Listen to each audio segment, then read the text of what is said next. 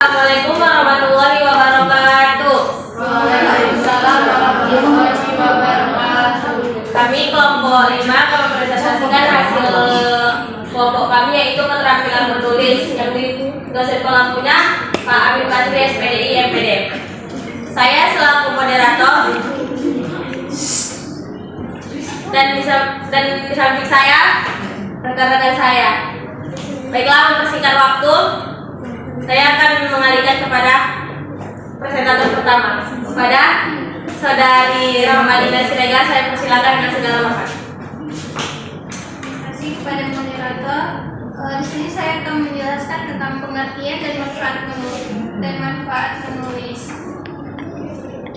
Menulis merupakan suatu keterampilan berbahasa yang dipergunakan untuk berkomunikasi secara tidak langsung, tidak secara tatap muka dengan orang lain. Menulis pada dasarnya merupakan suatu kegiatan yang produktif dan ekspresif. Menulis ialah menurunkan atau melukiskan lambang-lambang grafik yang menggambarkan suatu bahasa yang dipahami oleh seseorang, sehingga orang-orang lain dapat membaca lambang-lambang grafik tersebut kalau mereka memahami bahasa dan gambar grafik itu. Kemudian ada beberapa manfaat yang didapatkan saat menulis adalah menulis berarti menciptakan jembatan berkomunikasi dengan diri sendiri maupun orang lain. Kebiasaan menulis akan mengasah dan mempertajam kemampuan diri sendiri dalam berbahasa tulis. Dengan menulis akan membantu mencegah masalah pikiran. Menulis dapat mengasah daya nalar dan daya ingat seseorang. Kemudian melatih ketajaman untuk berkonsentrasi, dan yang terakhir itu menulis kreatif akan menjadi sumber penghasilan.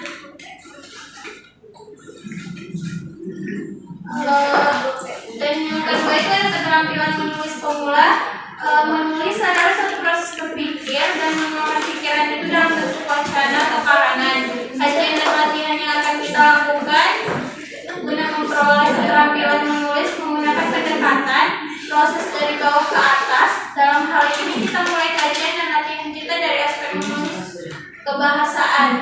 Berikut ada aspek pemilihan dan penulisan kata, kalimat penggunaan ejaan. Yang pertama itu pemakaian kata, yang kedua sinonim dan antonim, ketiga denotasi dan konotasi, dan yang keempat kata umum dan khusus, yang kelima kata konkret dan kata abstrak, yang keenam penulisan kalimat, yang ketujuh penulisan kata depan, dan yang terakhir pemakaian tanda baca. Sekian dari saya sebagai moderator. Terima kasih kepada saudari kami, dan akan dilanjutkan oleh presentator kedua, yaitu Monajar. Kepada saudari Monajar kami persilakan dengan segala hormat. Terima kasih kepada moderator. Di sini saya akan melanjutkan keterampilan menulis harian. Secara diplomatis kita dapat membedakan tulisan atas tulis, yaitu KSI dan non-KSI. Contoh KSI yaitu cerpen, novel, dan naskah drama. Sedangkan contoh non-KSI yaitu makalah, artikel dalam jurnal, artikel berita dan surat kabar, dan laporan penelitian.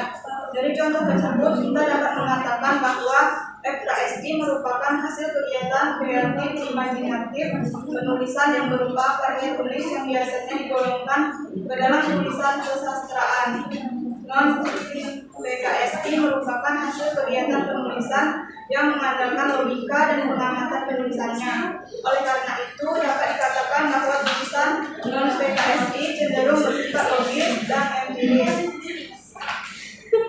Merencanakan tulisan fiksi. Tulisan fiksi adalah hasil kegiatan kreatif dan imajinatif penulisannya. Walaupun terdapat fakta-fakta yang disajikan di dalamnya, fakta-fakta itu hanyalah hasil imajinasi penulisannya.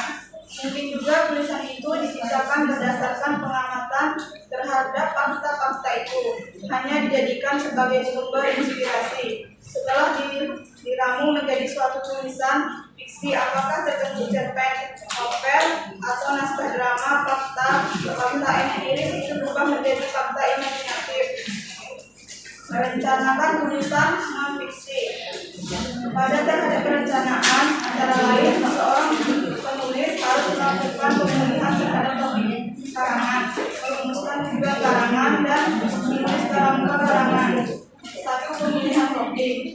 Langkah pertama dalam perencanaan sederhana dalam menulis topik karangan Ada beberapa kriteria yang dapat dipakai dalam pemilihan topik karangan. Berikut ini dikemukakan satu persatu kriteria tersebut. Kriteria topik yang dipilih untuk ditulis hendaklah yang menarik bagi penulis itu sendiri dan dikuasai oleh penulis. Bayangkan bila topik yang dipilih tidak menarik bagi penulis ini, pekerjaan menulis pastilah menjadi sangat membosankan.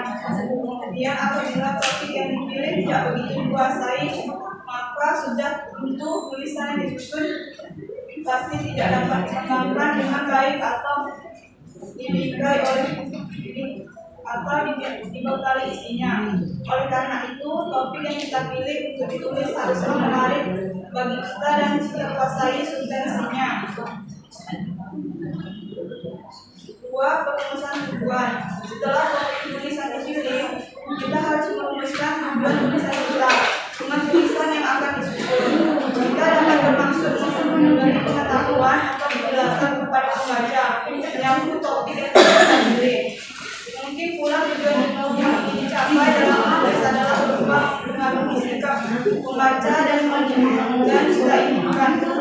Sebagai contoh berikut ini ditemukan topik karangan serta perumusan tujuan penulisan.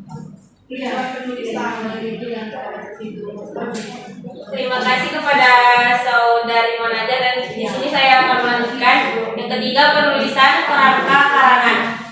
Kerangka karangan perlu ditulis sebagai bagian dari perencanaan karangan. Penulisan kerangka karangan bermanfaat terutama sebagai pedoman bagi penulis agar tidak keluar dari topik dan tujuan penulisan yang sudah ditetapkan sebelumnya. Selain itu, kerangka karangan merupakan panduan bagi penulis dan penentu struktur karangan serta dalam pengumpulan bahan dan karangan. Kerangka karangan terbagi dua. Yang pertama yaitu dengan mendaftarkan seluruh topik dan topik yang dipilih. Yang kedua yaitu penulisan langsung menentukan subtopik apa yang perlu ditulis dan langsung mengurutkannya. Baiklah, di sini saya akan membacakan kesimpulan dari presentasi kami, yaitu menulis merupakan suatu keterampilan berbahasa yang dipergunakan untuk berkomunikasi secara tidak langsung, tidak secara tatap muka dengan orang lain. Menulis merupakan suatu kegiatan yang produktif dan efektif. Fungsi utama dari tulisan adalah sebagai alat komunikasi yang tidak langsung. Pendidikan sangat memerlukan tulisan sebagai hasil menulis dan menikmati hubungan-hubungan berbahasa, memperdalam daya tangkap, memecahkan persoalan yang dihadapi, dan memperjelas pikiran-pikiran.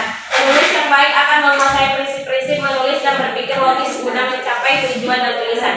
Mungkin hanya itu saja yang dapat kami sampaikan. Kurang lebihnya kami mohon maaf. Wabillahi taufiq wal hidayah. Wassalamualaikum warahmatullahi wabarakatuh.